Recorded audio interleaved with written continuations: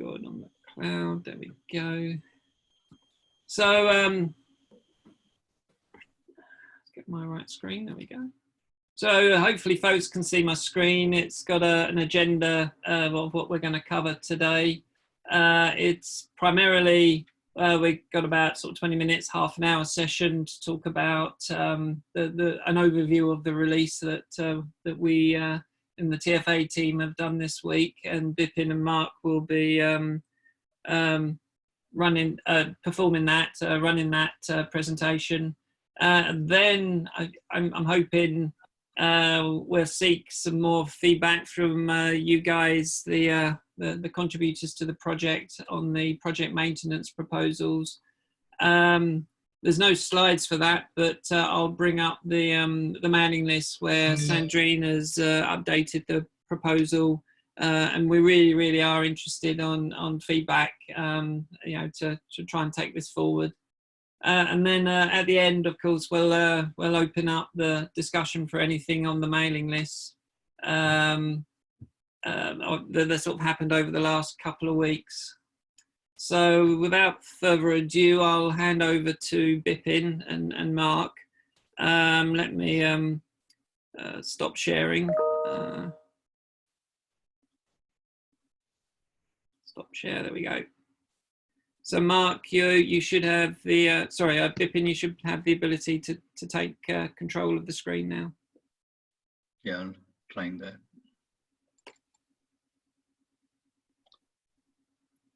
So can you see that now? I can see your screen, yes. Okay.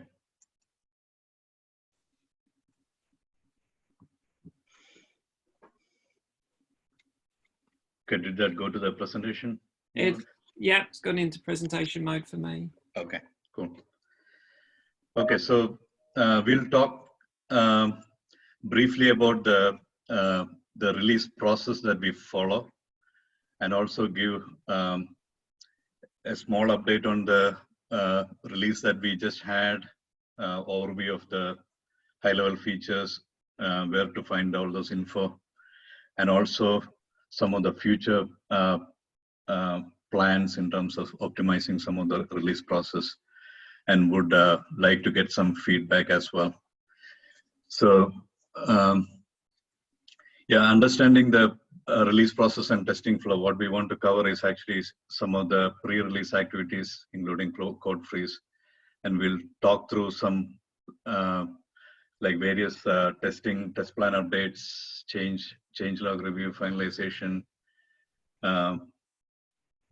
version fix, release assessment, post release.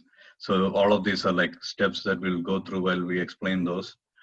Then the different categories of tests that we do in terms of closing out the releases, basically go through the daily runs or automated and manual, or FEP and Juno testing and out-of-box testing. We'll go over the v2.3 release features and also the future improvements, so which include some things that we are planning in terms of automating further with respect to the tests that we have, manual, especially the manual tests, crypto tests, and then like what we can expect out of OpenCA and how partners can use it. And we'll also request feedback from partners in terms of code freeze or release candidates, how they are actually currently using it.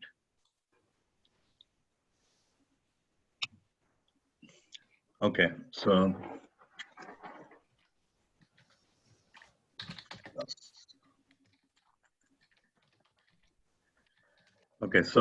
on the TFA release process, so as part of the release, we also have a pre-release email that we typically send out mentioning the upcoming code freeze that typically is like 2 weeks in advance to the code freeze date.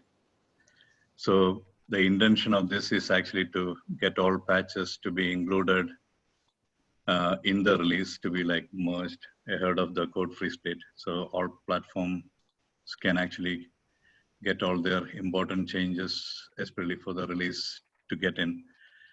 One of the aspect is this 2-week notice shouldn't come as a surprise, because we have a page where we actually mention, which is actually mentioned in the link below, where we actually show the upcoming release. So if you click on that, let me see if I can share. So we have, can you see this page? Yeah. Okay. So we have this page where we actually list the future releases. So you can see that, okay, the v2.4 already mentions the 4th week of October. So it shouldn't come as a surprise. And 2 weeks ahead of the planned code freeze date, we will further send a reminder so that all the platforms can catch up in terms of like updating all their changes and merging them. So on the code freeze, we create the release candidates. So the release candidates apply to the TFA source code base, the tree, the TFA tests, and also the CI. So once we tag all of this, so externally we'll see the TFA tests and TFA source to be tagged. And we also tag the internal CI. And currently we have like early version of OpenCI, which also we started tagging with the same tag. And this release candidate is communicated to the TFA mailing list.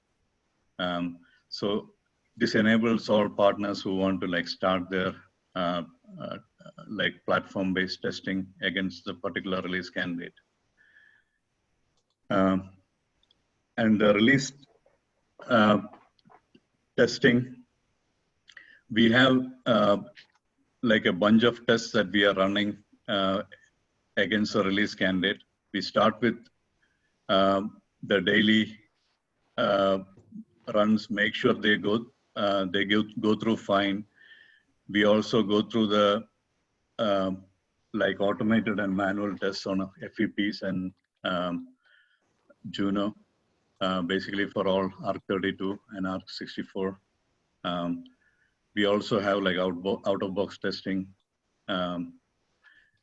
So to explain the entire flow, there is a block diagram that Marcus set up.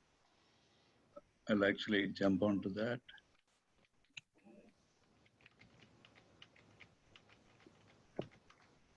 So Mark, you wanna? Yeah. Explain. Yeah, you can hear me, right? Yeah, I can. Okay. All right, so as Bipin has articulated thus far, so just as a general synopsis, we'll sort of describe how the release flow and the testing flow actually occurs in real time. So gathering the patches to be included in the release, generally what occurs there is we begin talking with all the various team members, whether they be internal or external, to understand that whatever patches that they have currently in play need to be or not included within the actual release itself. So once we gather that list, we start the process to begin code reviews and so forth and testing to make sure all of those are properly vetted before we have inclusion of those particular patches within the release. So it's important that we compile that list and that all the team members agree to it, and that once that's occurred, we'll have the ability to say, okay, this is the actual snapshot that we have of the code base, and we can begin the process of taking the next step. So Bipin, go ahead and go for the next portion here. Okay, so within that that task, we have two things. We have the changelog creation, and we also have the actual test plan itself, which articulates how the testing has occurred for all the various patches and so forth and features that we have in the inclusion of the actual release. So for both of these, we'll begin the process of making sure that that information is compiled properly within those two types of information domains. And then once we get confirmation from all the team members, maybe internal or external, that we have agreed for the patches that will be included, we will actually hit the go button for the code freeze, which occurs as the next step. So subsequent to that, go ahead, Vipin. We will tag it as what's called RC0. So that'll be the initial tag for the actual release itself. And then once that occurs, then we'll begin the process of running the manual tests as well as the automated tests themselves. Just to give you an idea what those tests actually look like is we have the manual tests, which involve various types of scenarios, which may include things like reboot, reset, which is very difficult to do in an automated sense. And we have a mixture of, say, both FEP models as well as hardware platform, which we call Juno, of various types of tests which exercise both those types of platforms for testing. So as you can see in the above information containment bubble above here, we have the different various types of test categories. So we have the Juno TFTF manual tests. Well, so basically those are bare metal tests that exercise power management, resets and reboots of the firmware itself. So we have many different scenarios to make sure we exercise that properly. In the next one, we have what's called Juno Linux. So we boot Linux and it successfully perform a power off and a reboot of that type of platform, make sure that that works correctly and it comes back without any major issues or hangs. We have also what's called the Juno FWU embed TLS. So essentially what that does is it manually verifies that the firmware update feature of the trusted firmware A. So the update feature is properly vetted and we understand that it works the way that we expect it to for that particular release invocation. The next thing we would look at is the Juno TFTF extensive. So this one here, there's a lot of different types of things that we're trying to verify, such as SDEI, other types of power scenarios, very specific types of things that to help you here, is that? Hello, is there a question?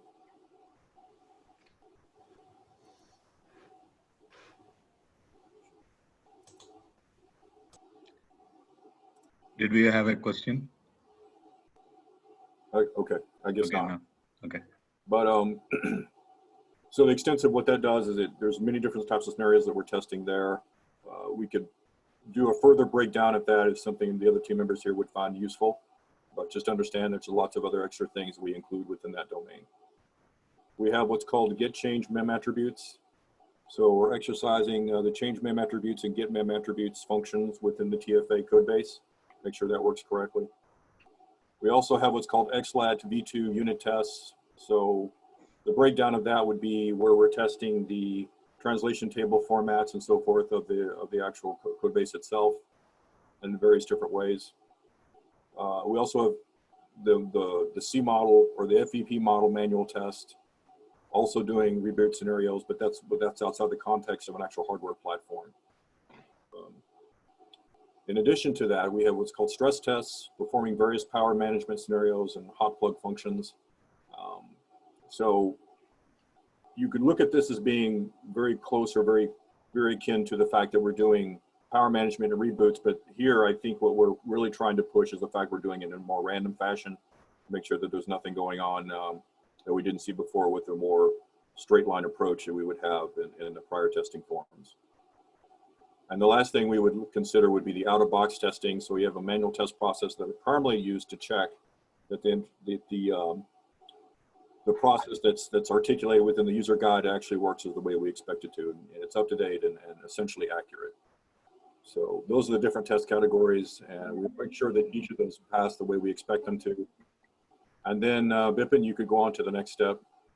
So ranking the process to get through the actual running of the test, whether they be both either VFP and or Juno. If we do have failures, and in any failure that we see, we begin the debug process of figuring out why they failed. And then over a period of perhaps a couple of days, we'll have a fix of some kind. Once that occurs, we will retag the code base with another RC variation, whereas we had RC0 before, we may go to say RC1, and then begin the process all over again, keep running the manual tests, the automated tests, and the debug loop until we have a satisfactory result coming out where there are no fails. And that would be the last step here that you would see in the set. So Bipin, if you hit that, you could see the final tag would then show up. Mark, there's a question in the chat. Okash is asking, do you think fuzzing applies to this testing? We don't presently have any fuzzing mechanism for the testing. However, that is something we were considering for future development. So yes, for now, no. Future, yes. Did you guys have any other questions on this? Yes. So how are so if you find a bug during testing, right? How is that? Is it all reported in and fixed internally, or you know, are you going to create tasks or something on a Fabricator? How does that work? We typically do everything internally, unless there's a strong reason to do otherwise. So right now, it's more the fact that we run the tests. If we find an issue or a bug, our team members internally will take care of it, generally speaking. I suppose the thing to add is that you know, what's been described here is the sort of current process that we're running for the you know, the TFA project that we're doing. You folks may have heard that we're trying to implement something called an open CI, and of course once we manage to get everything you're seeing here run in the open, then of course it makes a lot more sense to you know, flag bugs and issues in publicly, whether that's Fabricator or some other tool. You know, that is something that we'll probably look at. But it, Also, yeah. yeah, all I'm saying, it's a little bit difficult to do that until we have got the open CI there. Yeah, and that's presently in the works now. So go ahead. Oh no, that makes sense. Thank you. Okay. Yeah, also in the final topic, we also wanted some feedback in terms of like the release candidates, because we send the first release candidate for the platform testing to be like performed, but then what happens after that, how we can actually share info, whether we find issues and whether that are issues that need to be communicated outside, how we need to handle before the final tag is kind of established. That's something we can talk at the end. You got one more box on this slide, so if you click. Yeah, Bipin, can you go ahead and click the last thing? Okay. Oh, one more. Okay, one more yeah. Okay, so some of the key challenges we've seen, just to highlight this, is we have some of the security issues we need to have properly vetted within the internal to the team, make sure that those are dealt with in a way that's appropriate. And we also have a large effort to move as much of the manual testing as possible to automation, whatever we can. There are good candidates that don't require, say, reboots or resets or some other type of set of eyes that are necessary to look at the results of the testing. We'll try to move to automation as much as we can. That is actually has happened between the last release and this one, so there's been some work there. And we've also been dealing with some hardware Juno board platform issues, some random failures here on that side, and so we're also dealing with those issues. So those are probably the biggest problems that we have at present. I had a question on this very topic. You mentioned that you know, reboot scenarios are done manually. Can you describe a bit more what are those reboot scenarios that can't be done automatically? They cannot what now?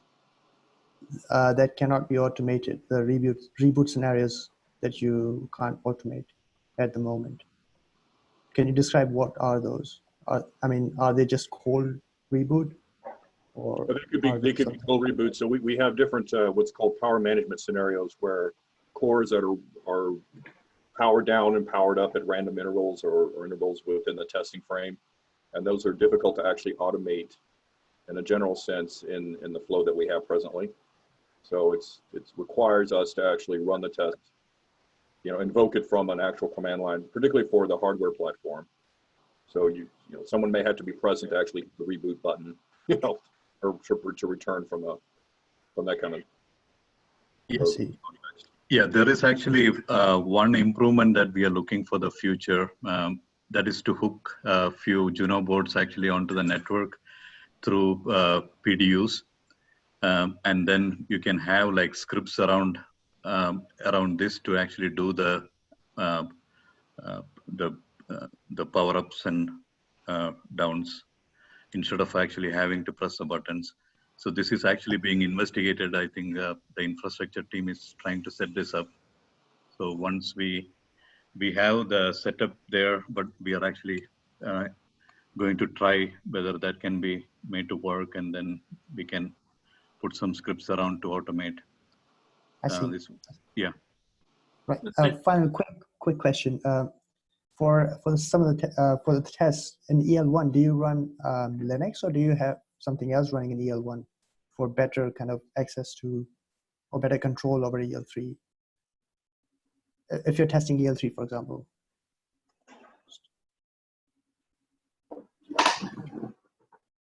So, So we have. go ahead, Sandra. Sandra, yeah. Okay.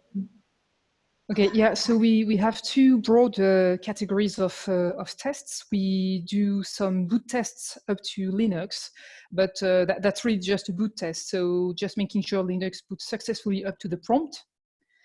So that gives some kind of testing from EL1, because, you know, the secondary cores will be brought up and that kind of things. But mostly our main test asset is the TFA tests. So that's a payload that runs at EL2 by default. You can also run at non-secure EL1. And it's got a whole range of tests that mainly calls into the firmware using its SMC interface, or through interrupts, basically setting up some interrupt scenarios. Right. Does that answer your question? Definitely does. Thanks a lot. Is that LK based, or is it something that you've written yourself? It's something we implemented ourselves. It's a public repository that is available on tracefirmware.org. It's called TFA tests.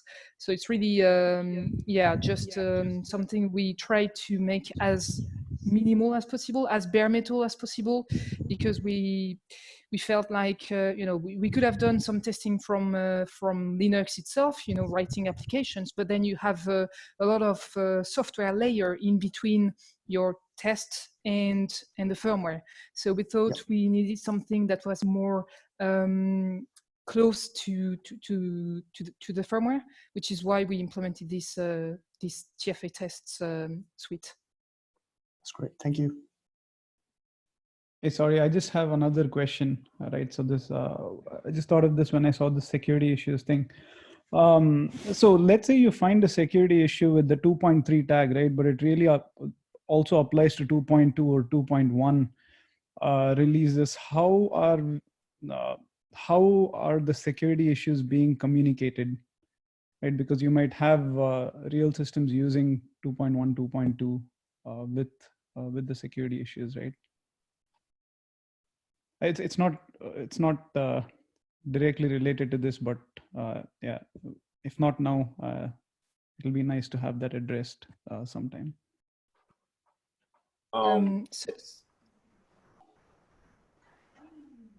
Yeah, go ahead, Sandra. Really? Okay. Sorry, I don't want to hijack your presentation. I just thought. No, that's fine, because I think you're a little more experienced with this. Okay, so specifically for security issues, we have a dedicated process for people to report them, and then so it's we've got a dedicated mailing list for that, or mailing alias, where basically people can send encrypted emails to us if they want, and then we will I can't recall the exact timeline. I could probably find the document back for you because it's documented publicly, but basically from the day the issue has been reported, our team will enter in a phase where we will investigate the issue and try to fix it as fast as possible. And once the issue has been investigated, fixed, and also documented with a proper security advisory, we make that information publicly restricted, I think. Maybe Joanna can correct me on that. I think this is not disclosed to everyone from the beginning. Is that correct, Joanna? Yeah, there's a process to make sure that you know, we give folks time to get the fixes available. Yeah, because Right, we and want you know, responsible disclosure. We don't want to, you know, from the beginning just saying that all systems are vulnerable to this. So that's why we have this process in place. Yeah. Right. So I guess my specific question was, how do you know who are the interested parties, and how do you get it back from ARM to, I don't know, I guess platform owners, right? So I understand when somebody reports it to you, it's through the you know, the process that you have laid out, right? But before you put out the CV, how do you know who are the interested parties?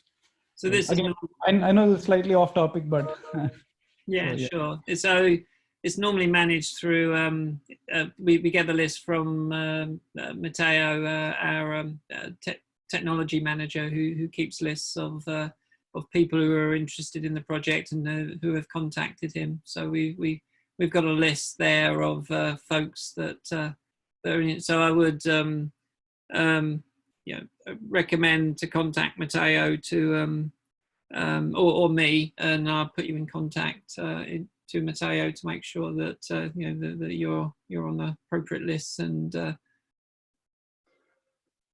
Yeah, Okay. I don't think there is anything secret. You know, it's just a matter of people saying that they are interested in getting this information, and then we just loop people in. Yeah.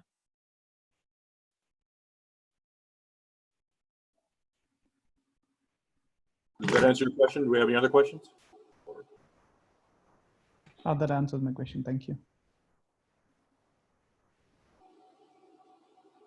Okay, so so since the test flow is complete, so once we have the full testing done and passed, we go ahead with the final tagging process that applies to all the TFA tests and also the CI. So this is a tag that we actually like communicate in the TF mailing list. So also before the actual release, there are a few other things that we internally do, which includes like test plan updates, where we update all the like features tested against actual like proof of tests and all that. That there is like changelog updates on which has to be reviewed before the release. So all changes after like 2.2 are actually captured. So from 2.2 we have a small change in the process where we separated the changelog for platforms to the generic TF separately. So the platform changelogs are maintained by the platforms, whereas the TF is maintained by us. We actually make sure all of them are actually in sync with the expectations. So there is also a separate changelog for the TFA tests, just FYI. There is also an internal assessment that we do, which is kind of making sure we are actually following all the required testing, out of box testing. All test plans are up to date with all features that we kind of intended to make part of the release. There is proof of testing. Any third-party IPs newly came in after the 2.2. They actually are compliant with the expectations of our internal OSS guidelines. There is also like any threat model update required as part of the updates after 2.2. I think there is like a bunch of questions that we need to kind of fill out and get approval. So with all this, actually the clean, we actually make the release announcements like internally as well as externally, externally on the TFA mailing list.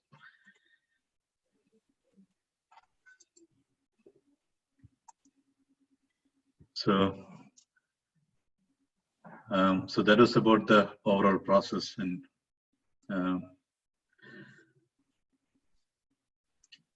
So moving on to the TFA and TFA test v2.3. So the detailed documentation, you guys probably already know where to look for. These are also kind of actually put in the links below. But actually the main highlights of TFA has been the v8.4 secure EL2 extension, basically through the SPCA defined components. Basically, it is, there is also build option to support the EL2 context save and restore in the secure world, which is actually this option kind of mentioned here. We've added support for the SMC calling convention, the 1.2 version. But there is like the SVE register save and restore, which has to be like done in the future, which is part of the secure EL2 or SPM development. In terms of the TFA test, there is like a lot of tests that got added for some for the features that have been developed up to 2.2, and also like verifying the functionality. The CA was upgraded to use actually the new GCC toolchain, the GCC 9.2 2019-12. There is also a lot of improvements for the framework and test suite, and the detailed changes in actually both the TFA source repository and tests would actually be found below.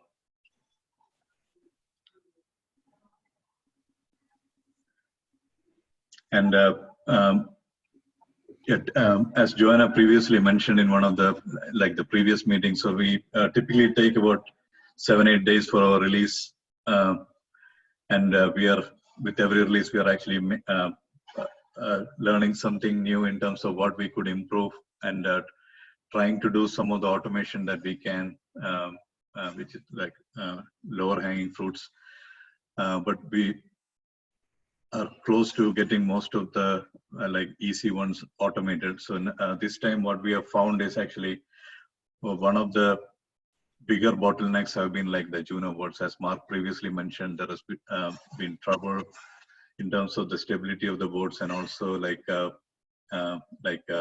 random failures coming in, which needs us to actually kick it off. So what we were parallelly pursuing is actually to get some Junos over network PDUs, so where we can actually control them ourselves, and actually use script to automate, and use some of these to kind of use in combination with the regular Junos for like higher probability of success. Typically we freeze on like Fridays, so if we get our RC candidate on a Friday, we want to make sure that the automated tests can actually run over the weekend. Some of them take longer, and also some of the improvements that is in mind is actually to identify the failing signature that are like more common, and if you know those signatures indicate something to be rerun, so we can actually automate that as part of the script, so we get maximum run over the weekend to optimize, which actually involves like failure signature categorization and like automated rerun based on the signature. And another one which takes longer is actually the changelog. So last time we optimized changelog by taking the platform related changes out and actually getting the main code base to actually follow some guidelines, which actually has been also shared externally on the mailing list. So the question now is whether we can actually review the changelog for each patch as part of the review process itself, and then that way we don't have much work to do in terms of changelog around the release. So these are all items under consideration. So just to sort of stress that point, I mean, traditionally producing the change log was looking at the Git log and then interpreting what we were seeing and trying to put everything that's happened in 6 months into some logical order, and improving the language for the change log such that it has a better flow for explaining what the changes have been, and that is quite a time-consuming task. In fact, it's probably the biggest manual task that we had when we were doing a release. And as Bipin says, there's some new procedures that we're trying to do to try and keep the change log up to date as we go, which should hopefully make our life a lot easier doing a release. And it's been partially successful this time, but we didn't introduce the process soon enough after the last release, so there was still a little bit of manual Git log analyzing. Yeah, in addition to the other improvements, we'll also have the fuzzing, just to highlight that as well. Yeah. So yeah, as Mark mentioned, actually there is a fuzzing activity that is going on. So the plan is to add the fuzzing capability to our test framework. Definitely, we should see more fuzzing tests part of our future releases. We don't have an exact timeline whether it will be part of next release, but yeah, we could expect something like probably soon. Yeah. Yeah. So not sort of mentioned here, and we probably haven't spoken about it too much. Is although we've had the current ways there's been shown how we do the testing. We're coming up with new ways of doing testing, introducing more unit tests and other sort of test methodologies. And so they're all things that we would like to introduce over time to get a sort of better quality level of testing, different types of testing to try to improve the code base.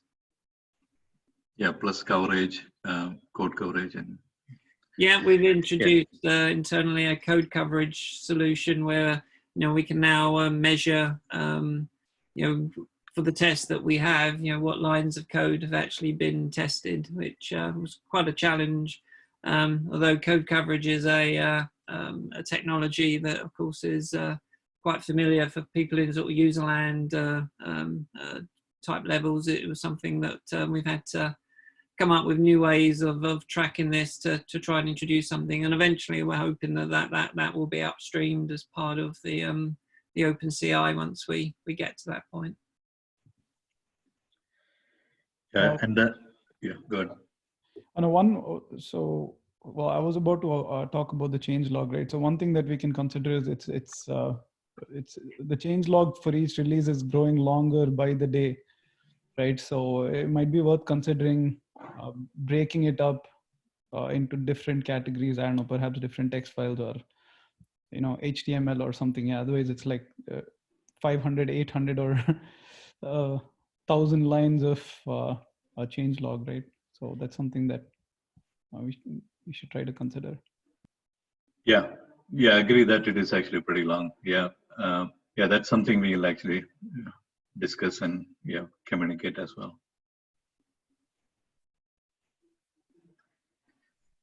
Yeah, and also even the unit testing, just to mention, probably we'll do in a future session. We will actually present once we reach a reasonable maturity and also ready with all the necessary information of how we want to do it. Actually, there will be a session we'll probably plan to present.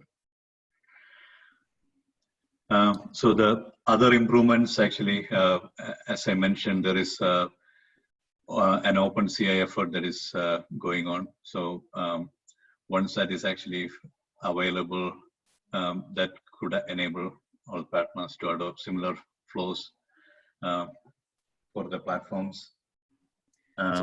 So one important thing about the OpenCI is that it builds, and we can build each of the platforms and help in the review process of enabling you guys to see when you submit a patch for review, whether it builds or not. Of course, at the moment, we've got this internal CI where we build and then we have to manually let you know if there's any issues, which is a bit laborious.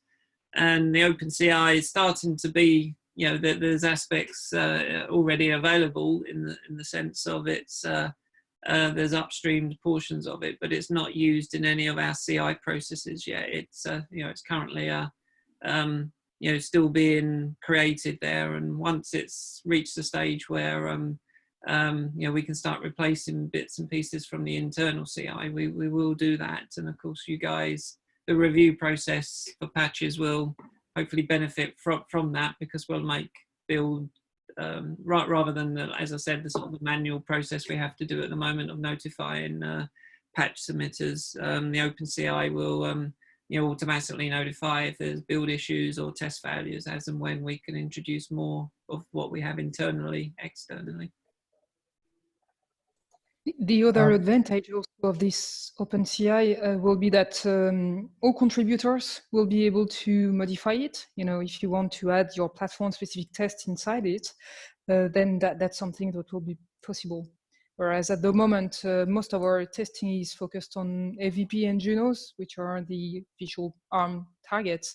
But apart from that, we really just do build tests for the rest of the platforms. But we don't run anything on other platforms. One question that you will probably relate to this: are you testing at least on sanity check test on 32-bit platform? Yeah, we do test on AVP AR32 mode, and also Juno can also be toggled in AR32 mode. So we do these two. Okay, thank you. Yeah, even So the in auto box. future... Sorry, Yeah, go ahead. So I was mentioning even the out-of-box testing does make sure on R32. Yeah. I was going to ask, in the future scenario where you'll allow other platforms to be tested, do you have plans of setting up like farms on your end? So would you have the devices on your end, or how would the tests run on devices? So currently, you want to go, Sandrine? I think I heard you were going to. No, please go ahead. All right. Well, you can add anything I miss. Yeah. So at the moment, as part of the OpenCI, there's a Linaro lava farm that will be made available. That's going to have some Juno boards in, and part of the capabilities that will be made available is what is called sort of federated lava farms, where you can have your own lava instance internally into your own sites, but it can report data and results back to the CI that is that will be the open CI.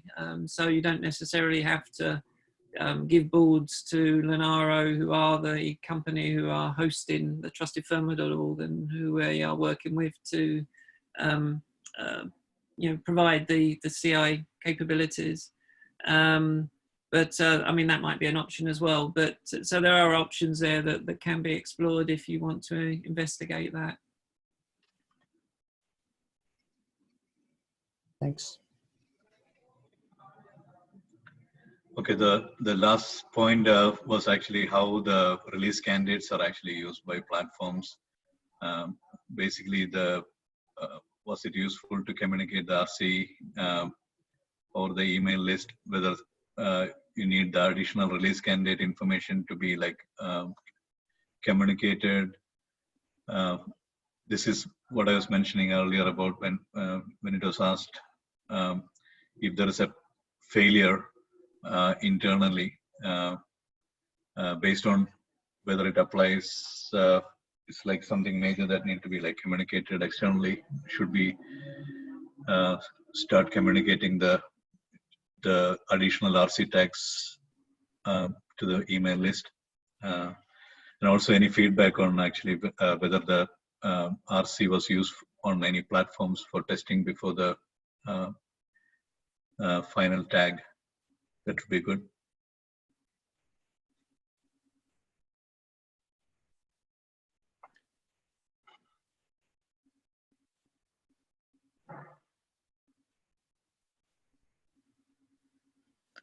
So was the RC used by any platform to do any tests? Just a more open question.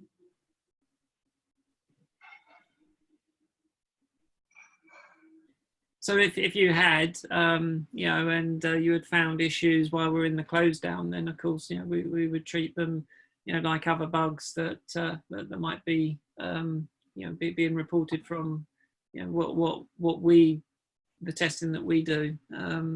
Otherwise, of course, it's a matter of you guys picking the release up after it's gone, and then we have to address any issues that we find on your platforms after the release, which you know, if we can address them while the release is being closed down, then of course that would allow you guys to you know, adopt the release as is, as opposed to having to, you know, put additional patches on top of the tagged release, assuming that issues were found, that is.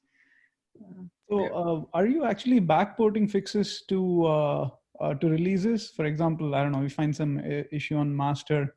Do we backport it to 2.3, 2.2? Is that ever done, or?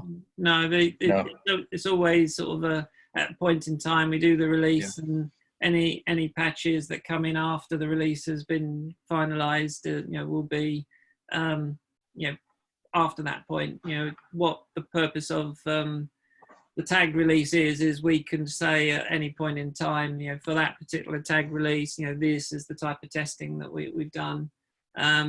You know, as has been sort of mentioned, you know, the more automation that we can introduce, the better. And, you know, a really high percentage of tests that we do are automated now. And I mean, that's why it only generally takes us a few days to, you know, close down the release, because the tipper tree is always held in a relatively high quality state, because of every patch that's submitted has to go through the CI. And the more that we can get into the CI, the, you know, the close down is a lot quicker. It's an interesting concept that, you know, a lot of partners can take the tipper tree because it's still quite high. You know, it is high quality, almost as high quality, I would say, as a tagged release, because of the automation that's done. But we are aware that you know, some of our partners prefer to take a tagged release because you know, that adds some level of comfort that you're not just taking a tip of a repository. But you know, our goal is you know, to make the tip of the repository as high quality as any tagged release. But there are still some level of little manual testing that we do because we haven't been able to automate them yet. And of course, the other task that we put together is all the change log and documentation side of things that we put together around a tagged release, which we don't necessarily do with the documentation between tags. That said, sorry, go ahead, Raghu. Oh yeah, no, I was about to say, yeah. So with security fixes, that can become an issue, right? So if you find something on main, and then somebody who's on a 2.3 release, for example, would you know, will now have to create a fork of the firmware, right, as opposed to always being on upstream. So you know, that sort of discourages upstream based development for a platform. You know, that's again something to consider. This is Matteo speaking. Hey, Raghu. I guess you're asking for stable releases effectively.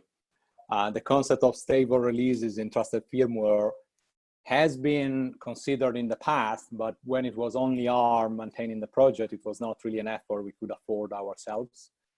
So now it could be a topic for the board of the project members to decide if we want to put effort in maintaining stable releases or not, because as you might imagine, that's an effort, right, that someone has to cover. Right. Yeah. Agree. Yeah. Thanks. So, so Joanna, that's all I had. I handing off the screen. Okay. let me find my. So the next stage, I mean, we haven't actually got a lot of time left. There's been a lot of discussion on the releases, which is really good. But I know we wanted to, let me share my screen. Hopefully you can see well, Safari, and you should be seeing about the proposal for measured boot implementation. Can someone confirm that's what you can see? Yes. Yeah, brilliant, thank you.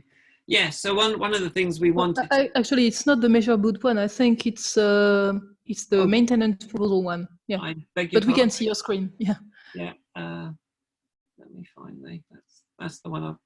That's the. Oh yeah, sorry. It was the next message. Sorry, I wasn't reading the title. Sorry, the maintenance proposal. So Sandrine has done updates since the last, the initial maintenance proposal, and I think it was documented back in whatever the date on this particular. When was it? It was Wednesday the 15th. We are really keen to hear from you, the TFA contributors, about how you feel about the state of the project maintenance proposal. What we want to do is finalise this and then sort of move on.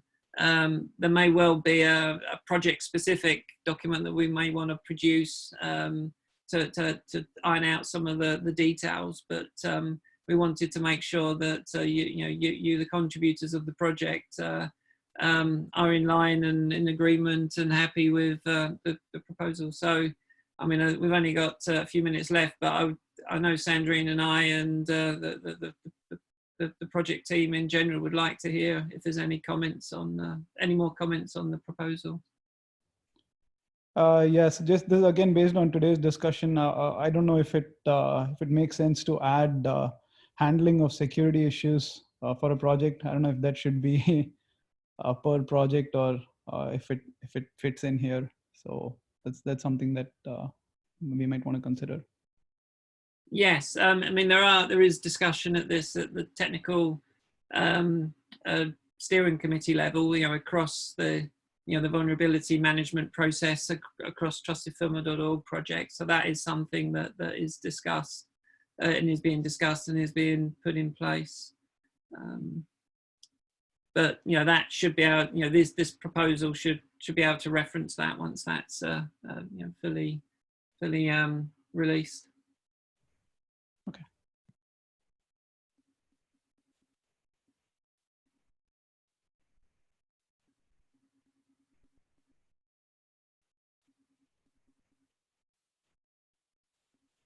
So I'm not hearing anybody else who wants to say anything on the call, but please refer back to the this mail posting that Sandrine sent if you want to give us feedback. So if we don't receive much more, then we'll probably sort of finalise this and get it established, and then start working to this proposal that has been published. Sandrine, is there anything you want to add as the sort of the primary sort of driver for this? Yes, I guess there is one particular item in the proposal that we are really keen on hearing feedback about, because different people have expressed different opinions, so it would be good to get to a common ground. So it's about how to deal with the review bottleneck. So basically making sure that patches do not stay in review for an unreasonable amount of time, that they are getting looked at and progressed, and leaving enough time for reviewers to have an opportunity to review them, but at the same time for the patch author not be blocked on a development for too long.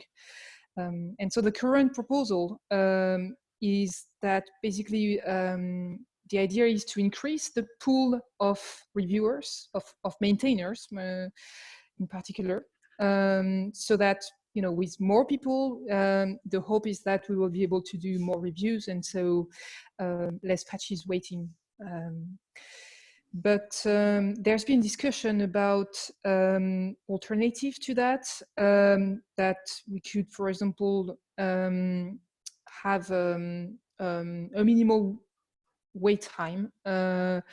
So basically, if some patch hasn't received any attention for X period of time, which is still to be defined, 1 week or 2 weeks, I don't know, then we could say that this patch can be merged without any review. You know, it's been there long enough. People haven't looked at it.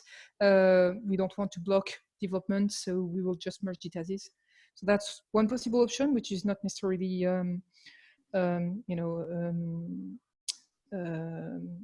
it's not incompatible with the having a bigger pool of reviewers. And the other counter approach, I guess, is to make sure that every patch goes through review, and that also it must be done by different people. Like we don't allow self-review. You must at least have your patch reviewed by a different maintainer if you yourself are a maintainer. So that's the kind of things that's been outlined, I believe, in the email that Joanna is showing. And if anybody's got a strong opinion about this, we would be really glad to hear about it.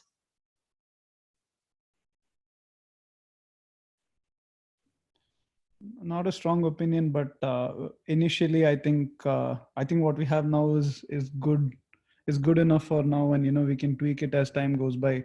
Perhaps a middle ground is something that hasn't received attention just is sent out to the mailing list saying, okay, it's been almost 2 weeks, can somebody review it? If not, it'll be merged, right? So I think that might be a good middle ground for now. Okay, so you mean, I guess, dealing with this kind of delays on a case-by-case basis on the mailing list would be good enough for you? Initially, right? So if that turns out to not work well, yeah, it can be tweaked, right? Or if it works well, yeah, that can continue to be the case. Okay, yeah. Mm-hmm. I think that's a good middle ground between too much delay and getting attention to the patch. Okay. Yeah, I think that can work well as a starting strategy. What I've noticed, as many other people here I'm sure would have noticed on Linux kernel, normally if the patch is pending for too long, it does get merged in. As if nobody's looking at it and it's too long. Now, too long is subjective, and it's dependent on the maintainer who decides how long that is. Okay, yeah.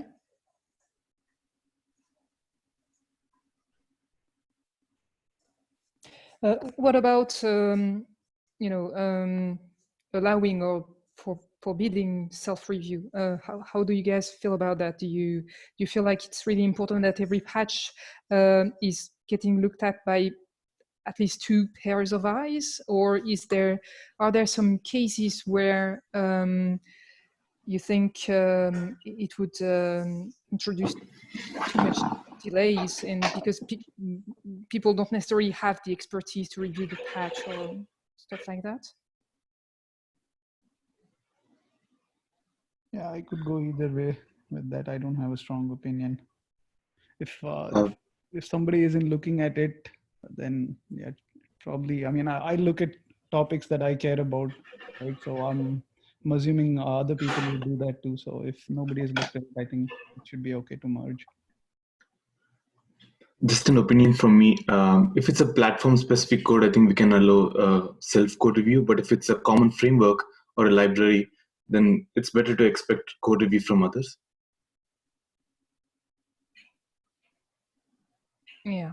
Yeah, definitely. I think, well, yeah, patches in the generic code needs more attention, just because it concerns everybody using the project. So it's really important that different people look at it. there is the argument for platform patches, that it is still useful for somebody else to have a look, because sometimes we might be able to, the maintainers might be able to give recommendation about the general shape of the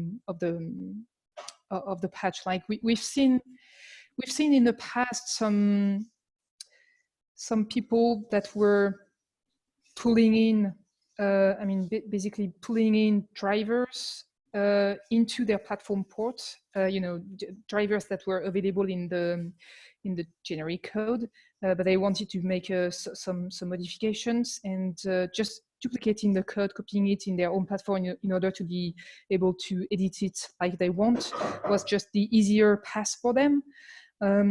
And although I understand this argument, it's not good for maintenance, because obviously if you've got two forks of the same driver, then bug fixes don't necessarily go in both. So it's not something that we want to encourage for the quality of the project, even if it's limited to the platform directory. So in these cases, I think there is still value for maintainers to look at these kind of things.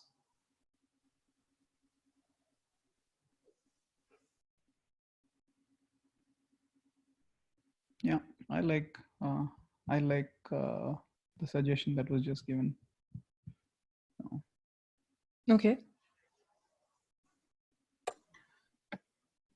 Yeah, we have noticed this happening recently. Like, for example, with the Broadcom patch stack, I remember this happening with their system control processor driver, and then one of our team members gave the feedback to reuse the existing drivers.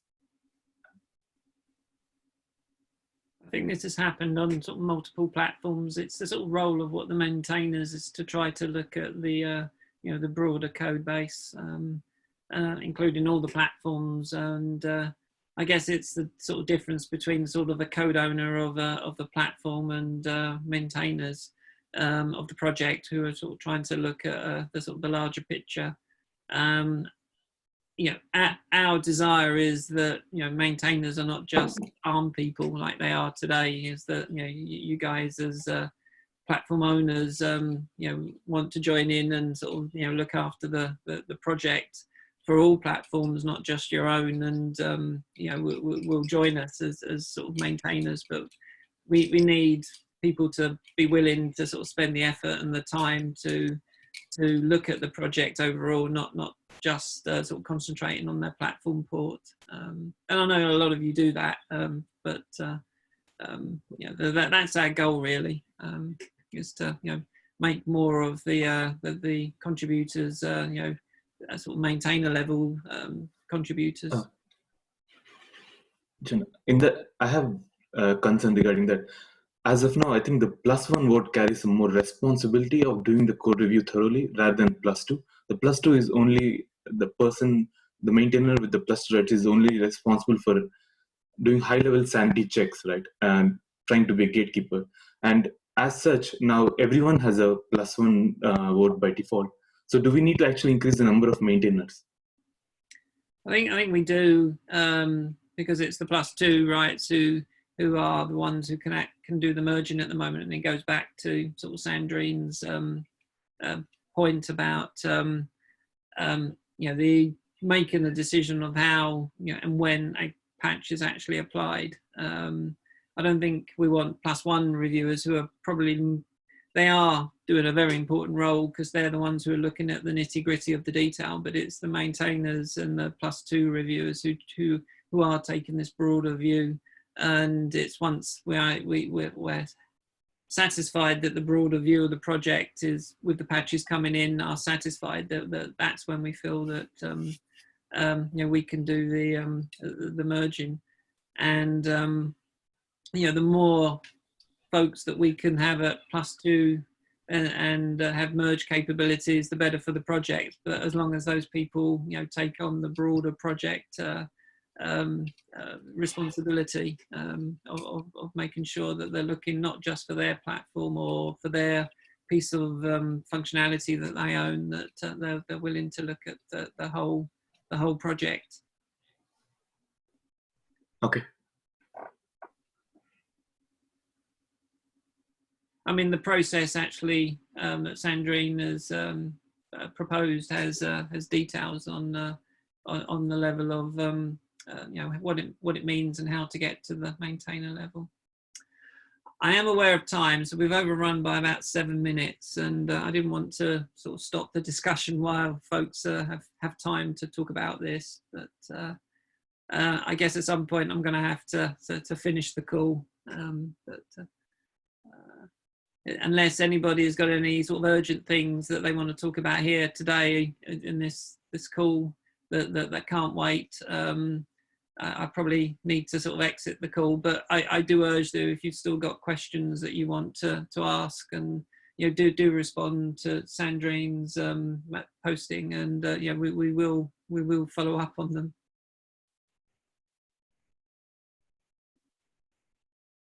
All right, thanks. I'll have to drop off. Lovely, thank you. Thank you everyone for joining, and we'll speak to you all again in 2 weeks in the next forum. But talk to you at any time on the mailing list. Thank you very much. Bye. Thank you, everyone. Bye. Thank you. Bye-bye. Thanks, Joanna. Bye.